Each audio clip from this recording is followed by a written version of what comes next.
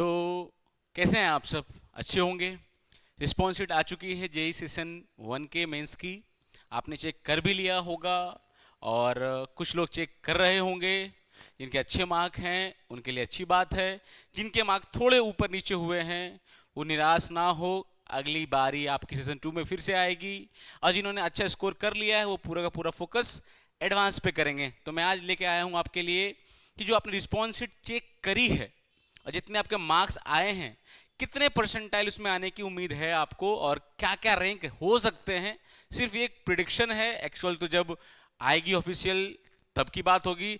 But based on the response sheet, the mark that you have got, उस basis पे हम देखते हैं कि क्या क्या पॉसिबिलिटीज हैं, कितने परसेंटाइल आने की उम्मीद है और आप कहाँ स्टैंड करते हो in the all over India race for the JEE session 1 mains जो 2026 में हुआ है। स्टार्ट करते हैं प्रिडिक्शन का खेला। तो ध्यान देंगे यहाँ पे जिनका शिफ्ट फर्स्ट था, डे 1 की बात कर रहे हैं, 21 जनवरी की बात हो रही है। ये आपका शिफ्ट 1 था तो पेपर था मॉडरेट टू डिफिकल्ट था उसमें, और आपने यदि उसमें स्कोर किया 178 से 195 के आसपास तो आपकी परसेंटाइल जो जाने की उम्मीद है वो है 99 टू 99.5। चूंकि ये मॉडरेट टू डिफिकल्ट पेपर था तो 178 टू 195 का स्कोर रहने वाला है आपका। 90 टू 99 से लेकर 99.5 परसेंटाइल तक के लिए। ये आप शिफ्ट 2 वाले हैं, शिफ्ट 2 में आपने एग्जाम दिया है 21 को। पेपर ये इजी टू मॉडरेट रहा था और थोड़े जिसमें मार्क्स ज़्यादा परसेंटाइल पे आने की उम्मीद है। तो क्या है वो मार्क्स? 188 टू 205 पे यदि आप हैं तो आप 99 प्लस परसेंटाइल स्कोर की उम्मीद कर सकते हैं ना। Let's go to the next day 2, 22 जनवरी 2026। यदि आपने शिफ्ट 1 में दिया था तो वही सेम कहानी है कि इजी पेपर था आपके लिए, और 192 205 प्लस यदि आपके इसके बीच में स्कोर है तो आप एक्सपेक्ट कर सकते हो 99 प्लस परसेंटाइल स्कोर। और यदि आप शिफ्ट 2 के हो तो पेपर था मॉडरेट टू डिफिकल्ट और इसमें आपकी जो रहने वाली है परसेंटाइल वो है 98 99। कब मिलेगा आपको? यदि आपने स्कोर करा है 175 टू 190 के 5 के बीच में, क्योंकि आपकी रिस्पॉन्स शीट आ चुकी है तो आप रिलेट कर पा रहे होंगे जो भी आपका शिफ्ट रहा है। तो मैं बात करूं डे नंबर 3 की, तो पेपर जो शिफ्ट 1 का था वो मॉडरेट पेपर था और उसमें आप एक्सपेक्ट कर सकते हो कि यदि आपने स्कोर किया है 180 टू 195 के आसपास तो आपका परसेंटाइल रहने वाला है 99 टू 99.5 के आसपास की कहानी आपकी बन सकती है, दिख रही है बनती हुई फिलहाल के लिए। शिफ्ट 2 की बात करें, चूंकि पेपर डिफिकल्ट था और जिन लोगों ने इस 23 जनवरी शिफ्ट 2 का पेपर दिया था उनको पता है पेपर लेंदी था, कैलकुलेशंस लेंदी थे, मैथ डिफिकल्ट था, तो इसमें थोड़ी सी आपकी रियायत मिल सकती है। यदि आपने 170 टू 184 स्कोर कर लिया है तो आप एक्सपेक्ट कर सकते हो कि 98 टू 99 परसेंटाइल की उम्मीद रहेगी।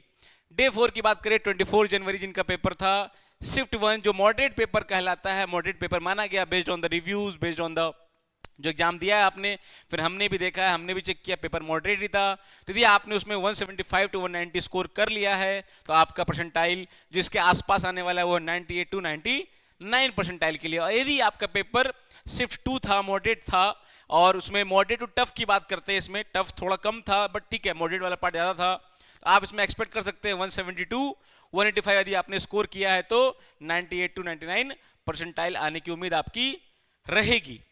और यदि आपका डे नंबर 5 जो 28 जनवरी को था, यदि 5वें दिन की बात करें, पेपर का 5वां दिन, शिफ्ट 1 में पेपर मॉडरेट था और ये 178 टू 193 यदि आपने स्कोर कर लिया है, आपने रिस्पॉन्स शीट चेक कर ली है तो आपका जो आने वाला स्कोर परसेंटाइल हो सकता है वो है 99 टू 99.5 के आसपास रहने का उम्मीद है। शिफ्ट 2 की बात करूं, जैसे सेकेंड शिफ्ट थी 23 जनवरी की, उसी प्रकार डे 5 का जो सेकेंड शिफ्ट था वो डिफिकल्ट था।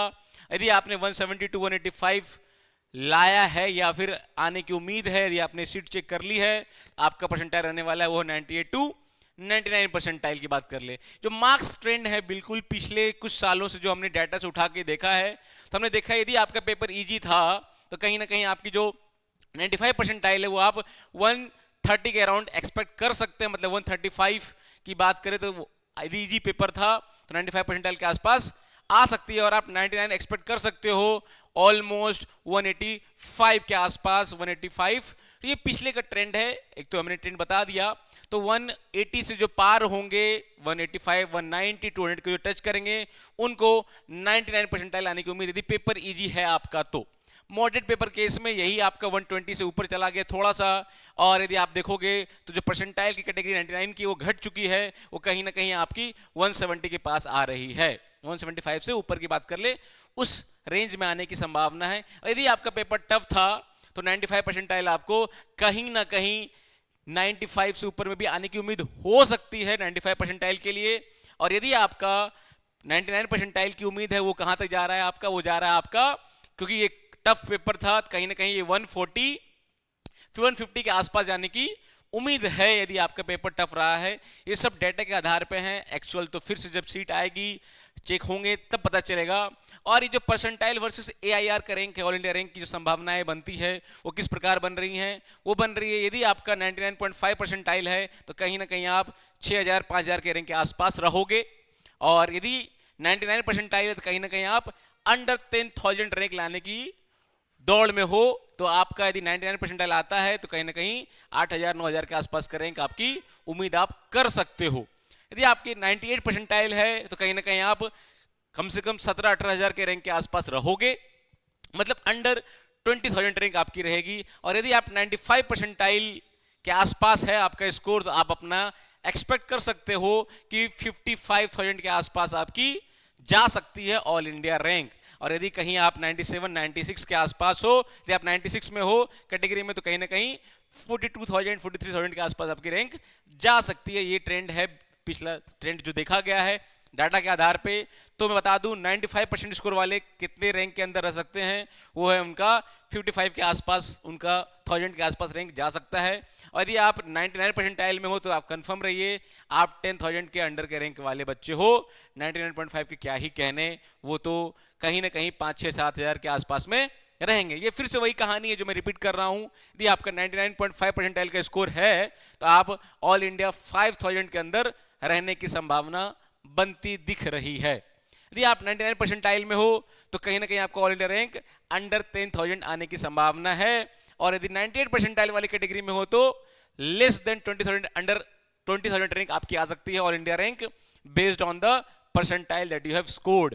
यदि आप 95 परसेंटाइल की बात करो तो कहीं ना कहीं आपकी 55,000 के आसपास रैंक जाने की उम्मीद दिख रही है। तो ये था आपका परसेंटाइल, अप्रॉक्स है ये सारा कहानी।